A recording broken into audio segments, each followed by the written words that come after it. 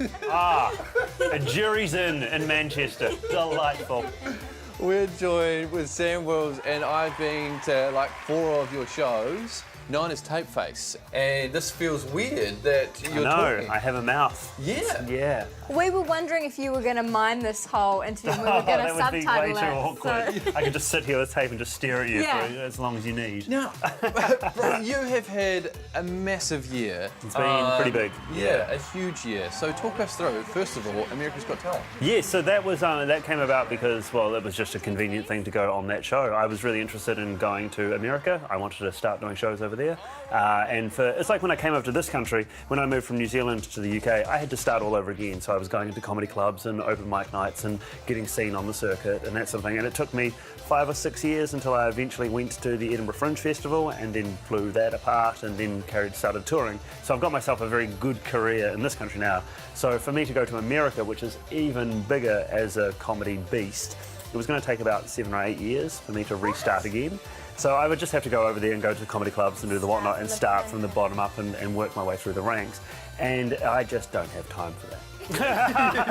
So I decided to a show like America's Got Talent, it is a platform for exposure. And so I thought if I go on that show, I could be seen quickly and then I can start touring and straight away into it.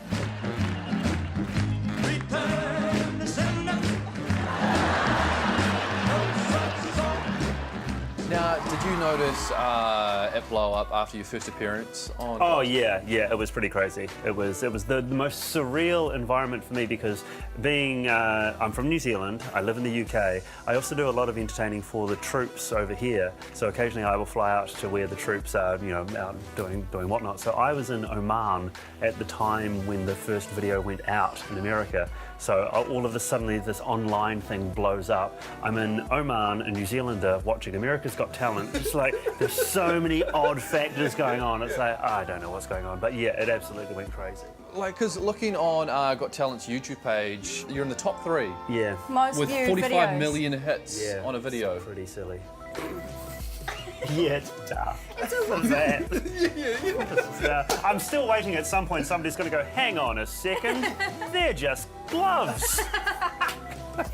Just waiting for that. the thing, you have perfectly mastered your technique and your craft. Of doing nothing. Yes. It's wonderful and it is simple theatre and it's a beautiful thing because Thank you can you. travel around the world with that. Yeah, well, the joy is that it is an international show. Like when I was in New Zealand and the idea for doing the Boy Table, it came about because I won the Billy T. James Award.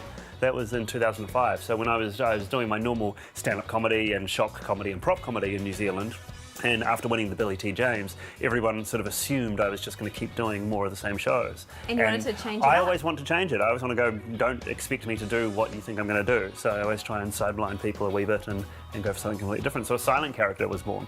So yeah, the Boy That's Table Space amazing. came out of that. Where, talk us through some of the countries that you've been to around the world. Oh, okay. We've been some of the fun ones. Did South Korea. That was a joy. So I went there and did a few shows. Singapore. Been through most of Europe at the moment. Yeah, we're doing some more stuff going into Germany next year. Maybe doing some stuff in Russia.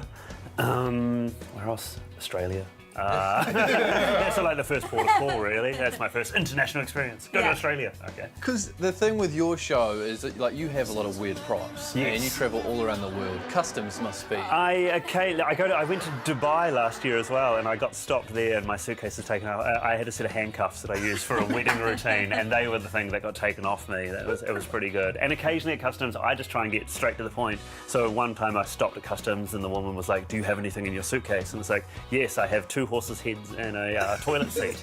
And they were just like, "Move along, off you go.